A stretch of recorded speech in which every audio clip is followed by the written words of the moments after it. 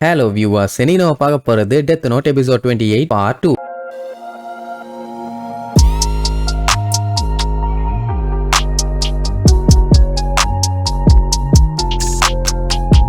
Open பண்ணா சீஃபை kidnap பண்ண அந்த கிட்னானாயிங்க அந்த பிளைட்டை கொண்டு போய் ஏதோ பாலைவன மாதிரி ஒரு இடத்துல கொண்டு போய் இறக்கிட்டானுங்க. உடனே என்னோட ஆளுங்க சேட்டலைட் வியூவை வச்சு அவங்க அப்பா எங்க போறாரு என்னன்னு பார்த்து அதை அப்படியே நம்ம லைட்டுக்கு அனுப்பி விடுவாங்க. அந்த இடமே பாத்தீங்கன்னா வெட்ட வெளிச்சமா இருக்குது. இந்த இடத்துல எப்படி எக்ஸ்சேஞ்ச் பண்ண போறாரு ஒண்ணுமே புரியலையேன்னு லைட் ரியூக்கு ரெண்டு பேருமே மண்டையை பிச்சுக்கிட்டு இருப்பாங்க. அப்போ திடீர்னு கீழ இருந்து ஒரு ரூட் ஒன்று ஓபன் ஆகும். அண்டர் கிரவுண்ட் பாத்தீங்களா, அந்த இடத்துக்குள்ள வாங்காம்பானுங்க. இதை பார்த்த நியர் அண்டர் கிரவுண்ட் ரூட்டா, இன்ட்ரெஸ்டிங் சூப்பர்னு சொல்லிட்டு இருப்பான். இங்க நம்ம ஆளுக்கு கடுப்பாகும். ஏன்னா அவனுக்கு தெரிஞ்சு போச்சு எப்படியும் கவர்மெண்ட் ஆளுங்க சும்மா இருக்க மாட்டானுங்க, சேட்டிலைட் வழியா சர்வேலன்ஸ் பண்ணிக்கிட்டே இருப்பானுங்கன்னு. அதனால தான் அண்டர் கிரவுண்ட். இதுக்கப்புறம் அவருக்கு என்ன ஆகுது ஏதாகுதுன்னு அவனால பார்க்க முடியாது இல்ல. அப்படி உள்ள போய் பார்க்கும்போது சாயு அங்கதான் அடைச்சு வச்சிருப்பாங்களா. அதை பார்த்து ஷாக்ல நின்றுட்டு இருக்கும் போதே பொசுக்குன்னு கன் எடுத்து டப்பு டப்பு டப்பு டப்புன்னு பயங்கரமா சுடுவான். அவரு பதறி போய் சாயு சாயுன்னு கத்துவாரு. நல்ல வேலை அவளுக்கு ஒண்ணு ஆகல. ஏன்னா அவன் சுட்டது புல்லட் ப்ரூஃப் கிளாஸ் மேல. சிண்டிகேட் ஆளுங்க சில வருஷங்களுக்கு முன்னாடி இந்த இடத்த யூஸ் பண்ணிட்டு இருந்தாங்க. அந்த இடத்த டீல் போட்டு வாங்கி ஒரு சின்ன மாடிஃபிகேஷன் பண்ணி இப்ப இந்த மாதிரி ரெடி பண்ணி வச்சிருக்கானுங்க. இப்ப என்னன்னா நோட் புக் அங்க இருக்க ஒரு கேப் வழியா உள்ள போகணும். அது பாத்தீங்கன்னா ஒரு ஸ்லைடிங் டோர். அது அன்லாக் ஆகி அப்படியே ரொட்டேட் ஆகும். அந்த டைமுங்கும் போது அந்த பக்கம் இருக்க அவனோட பொண்ணு இந்த பக்கம் வந்துருவா, நோட் புக் இந்த பக்கம் இருந்தா அந்த பக்கம் போகும். சோ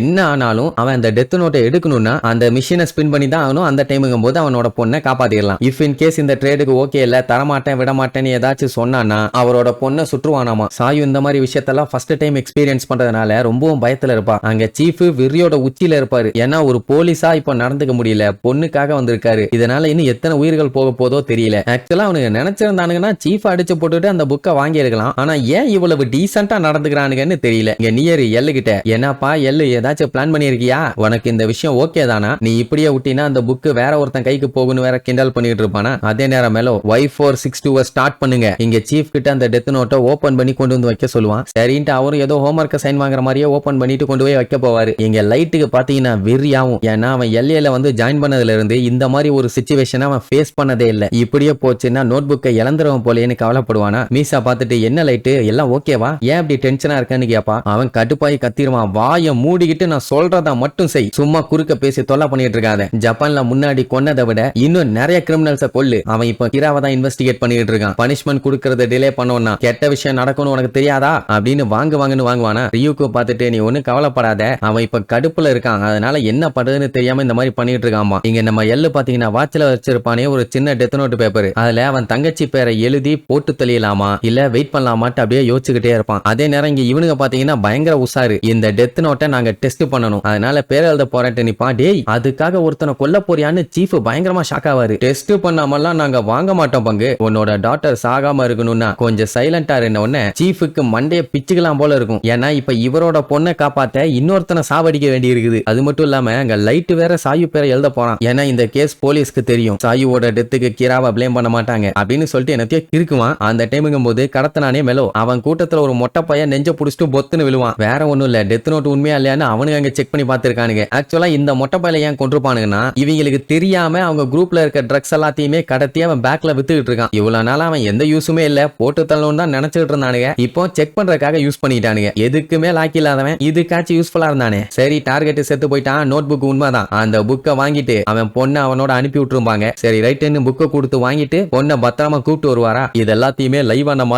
சேட்டலைட் வியூல பாத்துட்டு இருப்பாங்க. பரவாயில்ல ஒரு வழியா காப்பாத்தியாச்சு. இப்ப என்னன்னா வெள்ளை கோட்டு போட்ட ஒரு குரங்கு பையன் ஹெலிகாப்டர்ல ஏறி அங்க இருந்து எஸ்கேப் ஆக போறான். அவனை விடக்கூடாது, எப்படியாச்சும் பிடிச்சாகணும்னு சொல்லிட்டு இருப்பாங்க. நியர் கரெக்டா சொல்லுவான், கன்ஃபார்மா அந்த டெத் நோட்டை எக்ஸ்சேஞ்ச் பண்ணிட்டானுங்க, அடுத்து என்ன பண்ண போறேன்னு எல்லுகிட்ட கேட்பான். ஐ மீன் நம்ம லைட்டு கிட்ட. ஆக்சுவலா நெக்ஸ்ட் என்ன நடக்கும்னு நமக்கு தெரியாது, அதனால அந்த ஹெலிகாப்டரை மட்டும் ஃபாலோ பண்ணுங்க, அது எங்க லேண்ட் ஆகுதோ அங்க வச்சு அவங்கள பிடிச்சிடலாம், சேட்டலைட் வியூவை மட்டும் கட் பண்ணிடாதீங்கம்மா. என்ன தம்பி பெரிய பெரிய ஆர்டர்ஸ் எல்லாத்தையுமே அசால்ட்டா குடுக்குற, சரி என்னோட பெஸ்ட்டை நான் குடுக்குறேன், ஆனா உன்னை ட்ரிக் பண்ணிட்டாங்க எல்லு, என்ன பண்ண போறேன்னு சொல்லுவான். என்னடான்னு பார்த்தா திடீர்னு அந்த இடத்துல இருந்து ஒரு மிசைல் ஒன்னு கிளம்புறதுக்கு ரெடி ஆகும். அவ்வளவுதான் பார்த்துட்டு மிரண்டுருவான். என்னடானா இப்ப அந்த நோட் புக் வந்து மிசைல்ல இருக்குதா இல்ல அந்த ஹெலிகாப்டர்ல இருக்கான்னு தெரியல. இப்ப என்னன்னா அதை லான்ச் பண்ணிட்டானுங்க. அவனுக்கு நல்லா தெரியும் இந்த மாதிரி சேட்டலைட் வியூல பார்த்துட்டு தான் இருப்பானுங்கன்னு. அதனால தான் பிளான பக்காவா போட்டு குழப்பி விட்டானுங்க. அந்த ஹெலிகாப்டர் ஓட்டிட்டு இருக்கவன் என்ன பாஸ் ஓகே தானே, நான் நீங்க சொன்ன மாதிரியே பண்ணிட்டேன், பாஸ்ட்ல நான் பண்ண தப்பு எல்லாத்தையுமே மன்னிச்சிருங்க பிடிச்சவங்க தானேமா, மொத்தமா வாஷ் அவுட் பண்ணிடுறேன்ட்டு 2 பட்டனை தட்டுவானுங்க. அந்த ஹெலிகாப்டர் பட்டால்னு வெடிச்சு தெரிக்கும். அப்படின்னா நோட் புக் வந்து ஹெலிகாப்டர்ல இல்ல, அந்த மிசைல்ல இருக்குது. இல்ல இன்னொரு கூத்து என்ன தெரியுமா, அந்த மிசைல ட்ராக் எல்லாம் பண்ண முடியாது. சும்மா மின்னல் வேகத்துல பிச்சுக்கிட்டு போகும். எவ்வளவோ கஷ்டப்பட்டு செக் பண்ண ட்ரை பண்ணானுங்க,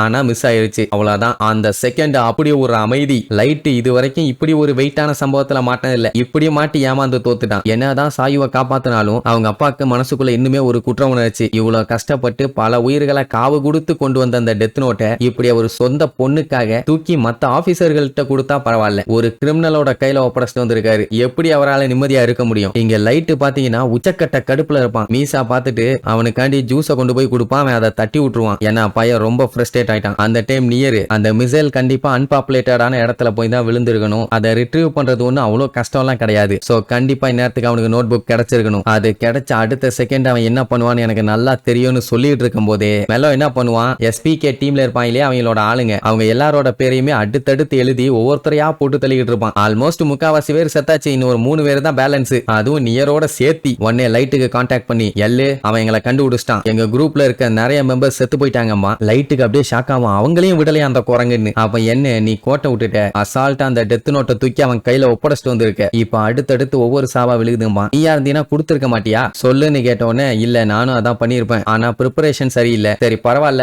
நடந்து முடிஞ்ச விஷயத்த பத்தி பேசுறதுல எந்த ஒரு பிரயோஜனமும் இல்ல. இதுக்கப்புறம் நம்ம மாத்தி மாத்தி ஹெல்ப் பண்ணிக்கிட்டா மட்டும்தான் அவனுல புடிச்சு டெத் நோட்டை மறுபடியும் நம்ம வாங்க முடியும். அதனால இப்போதைக்கு நம்ம 2 பேர்த்துக்கும் என்னென்ன விஷயம் தெரியுமோ அது எல்லாத்தையுமே எக்ஸ்சேஞ்ச் பண்ணிக்குவோம். எனக்கு இந்த வேலையை செஞ்ச கல்பிரிட் யாருன்னு ஒரு சின்ன ஐடியா இருக்குதுமா. லைட்டுக்கு அப்பதான் ஒரு சின்ன ஹோப்பே வரும். அந்த பர்சன் வேற யாரும் இல்ல, மெலோவா தான் இருக்கணும். சொல்ல போனா அவனோட போட்டோகிராஃபும் என்கிட்ட இல்ல, அவனோட உண்மையான பேரும் எனக்கு தெரியாது அப்படின்ட்டு ஒரு பொய்யையும் சொல்லுவான். 4 வருஷத்துக்கு முன்னாடி ஆர்ஃபனேஜ்ல இருந்தான். வாமி ஹவுஸ்ம்பாங்க, வின்செஸ்டர்ல, அதுவும் இங்கிலாந்துல இருக்குது. இத சொல்லும் போதே லைட் ஷாக் ஆவான். ஏன்னா அது வட்டாரி எஸ்டாப்ளிஷ் பண்ண ஒரு இன்ஸ்டிடியூஷன். எனக்கு தெரிஞ்சு மெலோ என்கிட்ட கேம் விளையாண்டுட்டு இருக்கான், ஹீராவை யாரு ஃபர்ஸ்டா பெஸ்டா பிடிக்கிறான்னு. சோ அவனை பிடிச்சே தீரணுங்கிற மாதிரி சொல்லிட்டு இருப்பான். அப்படியே கட் பண்ணி ஷினிகாமியோட உலகத்தை காட்டுறாங்க. அங்க ஒரு ஷினிகாமி பாத்தீங்கன்னா அரமோனியா ஜஸ்டின் அப்படிங்கிற அந்த இடத்த பாத்துக்கிட்டு இருக்க ஒரு ஷினிகாமி கிட்ட என்னோட டெத் நோட்டு தொலைஞ்சிருச்சுன்னு சொல்லி நான் கிங்க கிட்ட போய் இன்ஃபார்ம் பண்ணேன். அது எப்படி இருக்கும் என்னன்னு கேட்டாரு. நானும் சொன்னேன் அந்த டெத் நோட்டு ரியூக்கு கிட்ட இருக்குதுன்னு சொன்னாரு. அதாவது ரியூக்கு வேணும்னே அந்த டெத் நோட்டை வந்து ஹியூமன் வேர்ல்டுல தூக்கி போட்டிருக்கான். இப்ப நான் என்ன பண்றதுன்னு கேட்கும். சோ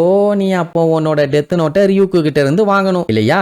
ஆமா, அதுக்காக நான் ஹியூமன் வேர்ல்டுக்கு போகணுமான்னு கேட்கும். உன்னை பார்த்தா அங்க போகணும்னு ரொம்ப ஆர்வமா இருக்க போல. சரி போய் உன்னோட டெத் நோட்டை வாங்கிட்டு வான்னு சொல்லி அனுப்பிவிடும். ஆல்ரெடி 2 ஷினிகாமிஸ் வந்தே உலகத்தை படாத பாடு படுத்திட்டு இருக்காங்க. இதுல 3வது வேற ஒண்ணு வரப்போகுது. இதுக்கப்புறம் லைட் என்னென்னலாம் படாத பாடு பட போறான்னு அடுத்தடுத்த எபிசோட்ல பார்க்கலாம். டாடா.